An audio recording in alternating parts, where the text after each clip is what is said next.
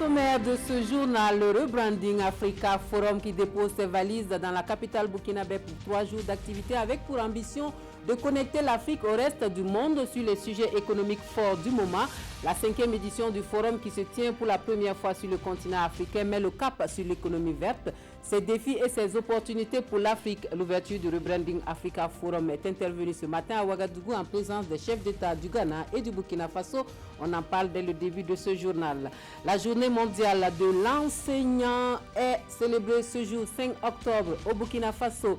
Répondant à l'appel de leur syndicat, la journée est marquée par une marche des enseignants à Ouagadougou pour réclamer la mise en œuvre du protocole d'accord signé avec le gouvernement. On en parle également dans quelques instants. Et puis, le prix Nobel de la paix 2018 qui est décerné à 2 personnalités, le médecin congolais Denis Mwakwambe et la Yézidi Nadia Moura, qui a été l'ex-esclave l'État islamique. Les 2 lauréats donc sont récompensés pour leur combat contre les viols de guerre.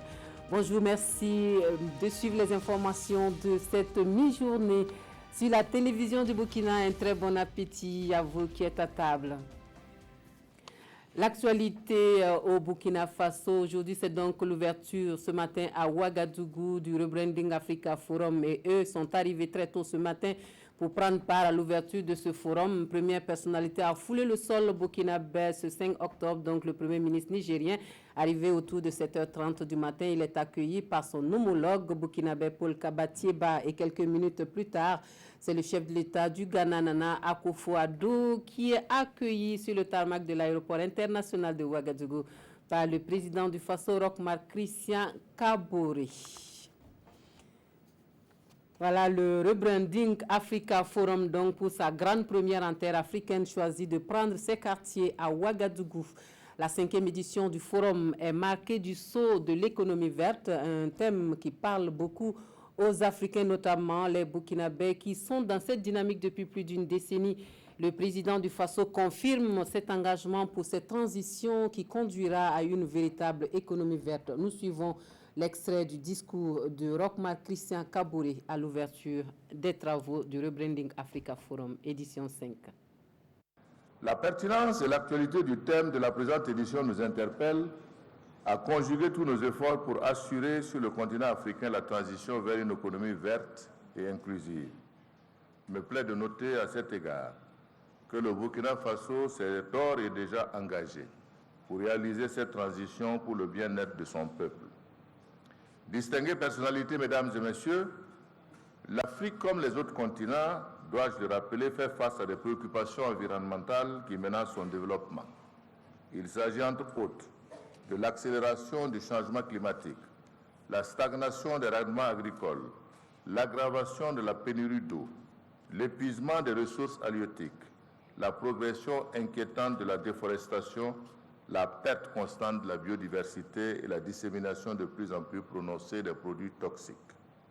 Ces préoccupations obligent nos États à être en mesure de répondre aux 2 enjeux majeurs du XXIe siècle, à savoir protéger l'économie nationale à travers la création d'emplois verts et décents et la lutte contre la pauvreté et protéger l'environnement.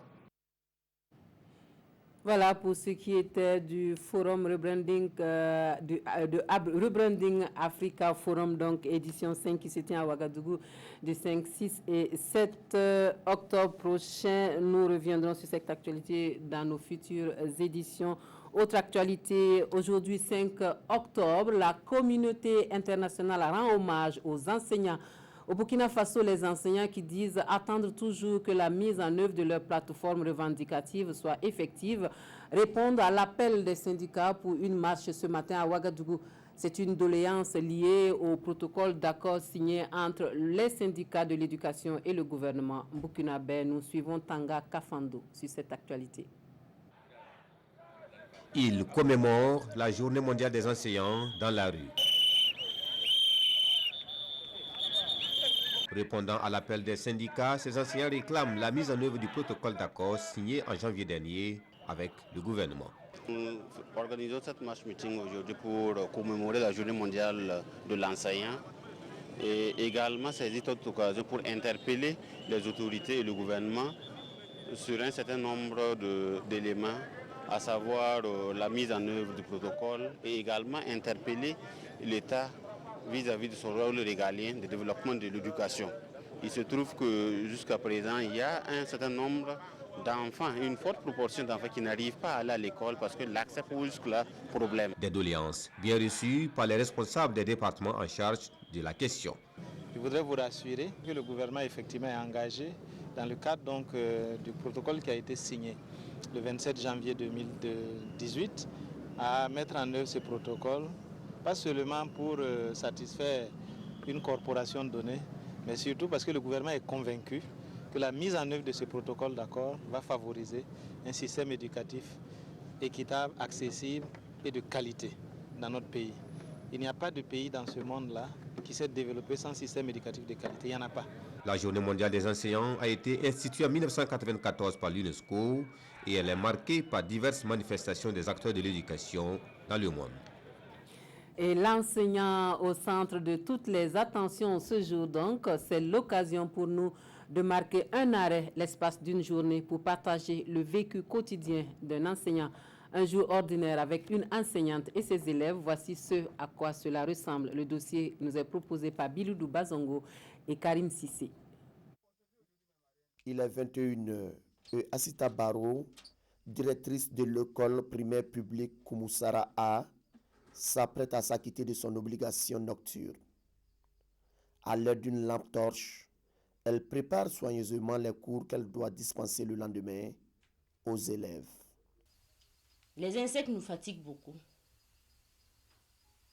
Et puis l'école est un peu isolée. La population est un peu en profondeur. Mais on essaye de faire la préparation avec. Si on commence à 19h, on part jusqu'à 22h. Le jour que tu commences à 20h, tu vas aller à 24h. Il est 7h et les élèves sont déjà dans la cour de l'école. Quelques instants après, c'est la montée des couleurs.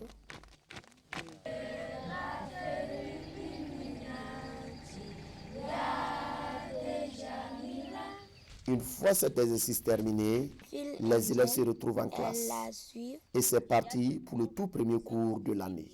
Créée en 2012, l'école primaire publique Koumoussara A compte 2 classes.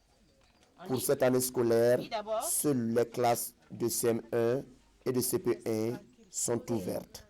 Ici, les recrutements ne se font pas annuellement ni biannuellement compte tenu du nombre de classes disponibles.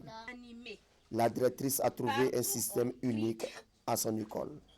Le recrutement, on ne peut pas dire biannuel. Je ne sais pas comment je vais qualifier ça. Il y a des enfants qui sont venus de 5 ans. Je ne peux pas recruter. J'ai recruté à partir de 6 ans, 6, 7 ans et 8 ans. Assita Baro, tout comme son collègue Sinitié Thiodola, rencontre d'énormes difficultés dans l'exercice de leurs fonctions. Et quand il pleut, la pluie se prépare, il faut libérer les enfants.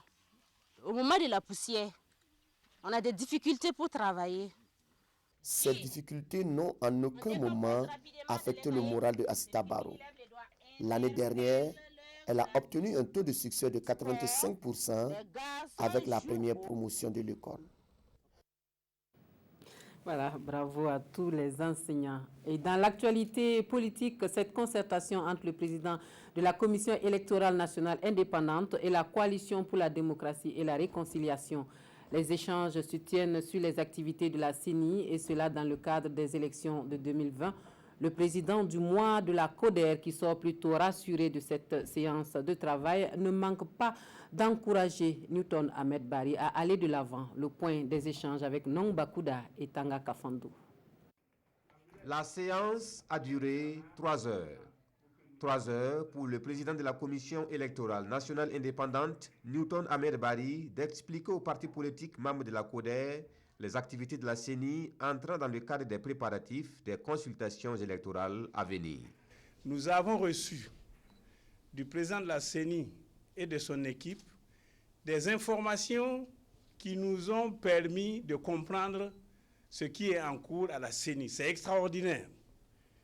Au jour d'aujourd'hui, tous les membres de la CODER qui ont participé à cette rencontre-là sont convaincus qu'avec l'évolution du temps, le Burkina Faso n'a pas le choix que de rentrer dans la mise en place de la plateforme technique qui allie l'utilisation des technologies modernes et puis bien sûr la continuation du recensement sur le terrain. Le président de la CODER, le grand frère Ablassé Ouedraogo, nous a fait l'honneur de nous inviter pour nous écouter sur ce que nous avons entrepris au niveau de la CENI dans le cadre des échéances à venir. Et nous avons été vraiment très honorés de rencontrer l'ensemble des partis de la CODER.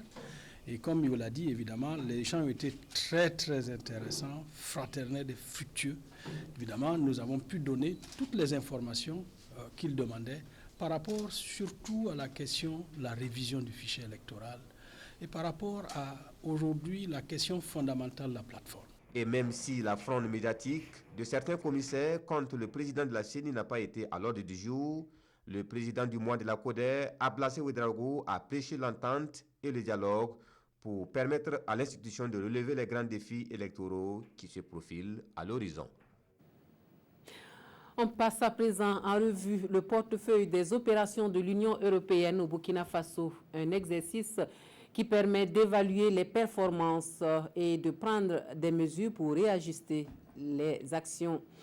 Le montant global du portefeuille est estimé à plus de 630 milliards de francs CFA à la date du 31 août 2018. C'est Olopoda qui nous en parle. C'est un dialogue permanent entre le gouvernement burkinabé et l'Union européenne pour une meilleure exécution des programmes de développement. Des programmes que l'Union européenne accompagne pour le bien-être des populations burkinabées. Et il ressort de ce deuxième exercice de l'année que le montant global des opérations de l'Union européenne s'élève à plus de 632 milliards de francs CFA à la date du 31 août 2018. Cette année, ça va représenter plus de 200 millions d'euros de décaissement. Donc, et c'est une augmentation de plus de 100% par rapport à il y a 2 ans. Ce qui fait qu'en ce moment, le Burkina Faso est le pays d'Afrique subsaharienne qui est le plus appuyé. L'ensemble des interventions de l'Union européenne est réparti entre les appuis budgétaires, le financement des projets et programmes et le fonds fiduciaire d'urgence, un fonds orienté vers le financement du programme d'urgence pour le Sahel. L'Union européenne a fait confiance au Burkina Faso dans ses priorités de développement. L'Union européenne fait confiance au Burkina Faso dans les instruments utilisés pour exécuter les différents programmes. Il a parlé effectivement d'aide budgétaire qui est assez rare plutôt, mais au niveau du Burkina Faso, ils sont encore là. Il y a un accroissement de l'appui et du partenariat avec l'Union européenne. Cette deuxième revue permettra aux deux parties de faire l'état d'exécution des projets et programmes en vue d'améliorer le partenariat. Un partenariat qui s'étend dans les domaines de la santé, l'eau potable, la sécurité, l'énergie et la sécurité alimentaire. Et le programme d'amélioration de la productivité agricole des petits exploitants de l'Afrique subsaharienne est en expérimentation au Burkina Faso. 5 spéculations sont produites sur les parcelles d'exploitation dont les producteurs disent tirer profit dans la vente et la consommation des productions. Le ministre en charge de l'enseignement supérieur en visite sur les parcelles à Ronsin et Gongsin félicite et encourage acteurs et bénéficiaires du projet. Le point de la visite avec Jean-Eudes Bayala et Abdoul Rasmane Zongo. Du riz à perte de vue sur la nationale 1 Ouagabougou, ici dans la commune de Ronsin, et sur ce site, il travaille depuis 2013 un groupement de plus de 200 agriculteurs, dont 166 femmes. La variété améliorée s'appelle la FKR19, très prisée. Elle est exploitée sur 20 hectares avec des rendements édifiants, explique joyeusement cette femme, tandis que le ministre l'écoute religieusement. Autre site, autre sémence, à Couksin dans la commune de Sourgou, la spéculation reine c'est le sorgho blanc, exploité sur 3 parcelles différentes, dans la première sans appui technique, dans la deuxième avec des cordons pierreux et dans la troisième avec la technique du zaï. Les résultats sont concluants et permettent de contribuer à mettre fin à la faim. On est très content. Je demande tous les paysans de nous écouter les encadrés parce qu'ils sont là pour nous conseiller, pour que nous puissions travailler et qu'on va bien gagner et on va chasser ce qu'on appelle la faim là. Cette mini-tournée au pas de charge du ministre Maïga s'achève à la station de recherche agricole de Saria. Là aussi, la spéculation phare demeure le sorgho blanc. Nous sommes dans une recherche-développement ou une recherche-action qui est capable de transformer le quotidien des producteurs et d'amener un minimum de satisfaction pour les ménages ruraux dont on connaît le niveau d'exposition à la pauvreté. Un échange à bâton rompu a été le dernier acte de la visite globalement satisfaisante, car ayant révélé à la fois des producteurs ou exploitants réceptifs au conseil des techniciens, mais également des chercheurs persévérants dans les recherches agricoles. Et pour une meilleure promotion du Mungbin, formation et information sont plus que nécessaires. Une campagne est lancée dans ce sens et devrait permettre une appropriation de la légumineuse et de ses dérivés. Le groupe cible de la campagne, les commerçants et 1 millier devraient être touchés sur la période de 2018 à 2021. Le coup d'envoi est donné en présence de Amadou Ilboudo et Kadi Sanogo. La remise symbolique d'1 kilo de Mungbin à cette commerçante marque le lancement de la première opération d'information et de formation pour l'appropriation de cette légumineuse par ce groupe cible. Initiée par le Larlé Naba Tigré, cette campagne de sensibilisation va toucher au total 1000 commerçants, soit 500 hommes et 500 femmes, de 102 marchés et yards de la ville de Ouagadougou. L'objectif visé est d'amener ces commerçants à consommer et à faire la promotion de cette variété de haricots qui a des valeurs nutritives. Les commerçants constituent le moteur de notre développement. S'ils sont vraiment malades, en tout cas notre économie aussi va être malade. Donc c'est la raison pour laquelle j'ai choisi de leur montrer, de leur indiquer les bienfaits du Mungbin pour leur santé et pour leur alimentation. Cette initiative du Larlé Naba Tigré bénéficie de l'accompagnement des premières autorités du Burkina. Cette cérémonie est sous le haut patronage de son Excellence le Président de l'Assemblée nationale et empêché, il m'a chargé donc de livrer le message qu'il avait apporté, le message d'accompagnement de notre champion national en nutrition qui se bat aux côtés du gouvernement pour qu'il n'y ait plus la faim au Burkina, pour que les femmes, les enfants soient le plus nourris possible. Désigné comme champion national de la nutrition, le Larlé Naba envisage la transformation du Mungbin en bière, en plus du pain, des biscuits et des pâtes alimentaires qui sont déjà sur le marché. Le prix Nobel de la paix 2018 décerné à 2 symboles forts de la lutte contre les violences sexuelles. L'Académie suédoise choisit de récompenser cette année le médecin gynécologue congolais Denis Mukwege qui soigne les femmes violées donc en République démocratique du Congo. Et puis une ex-esclave sexuelle du groupe État islamique, la yézidi Nadia Moura. L'annonce a été faite très tôt ce matin. Denis Mukwege et Nadia Mourad sont les 2 prix Nobel de la paix 2018. L'annonce a été faite ce matin à Oslo. Les 2 lauréats ont apporté une contribution cruciale à la prise de conscience et la lutte contre les crimes de guerre sexuels. Denis Mukwege est celui qui aide et qui a consacré sa vie à la défense de ses victimes. Nadia Mourad est le témoin qui raconte les abus perpétrés contre elle-même et les autres.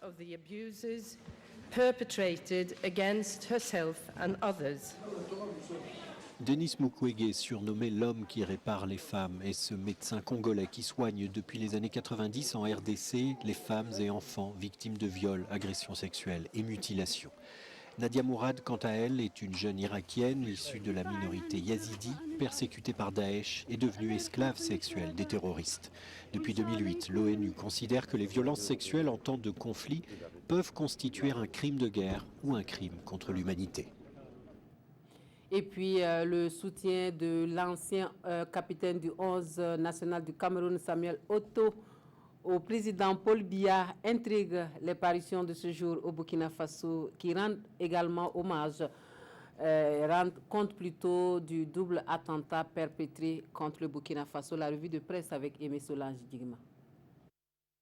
Attentat à la mine dans la Commandiari, 7 militaires tués, 3 assaillants abattus, titre Sidoya. Également une autre attaque enregistrée dans la région du Nord sur l'axe Koufadi-Inata dans le Soum faisant un mort dans le rang de la gendarmerie et un blessé grave, signale aujourd'hui au Faso, qui se demande par ailleurs à quand la fin de ce long chemin de croix va savoir. À l'international, au Cameroun, le soutien de Samuel Eto'o à Paul Biya fait polémique, indique Sidoya, qui précise que c'est au perron du palais présidentiel, au terme d'une audience, que Samuel Eto'o annonce qu'il votera pour le candidat président, un leader rassembleur. Pour l'observateur Palga, aider le RDPC à améliorer le score de son champion de président est un vilain tacle à l'opposition.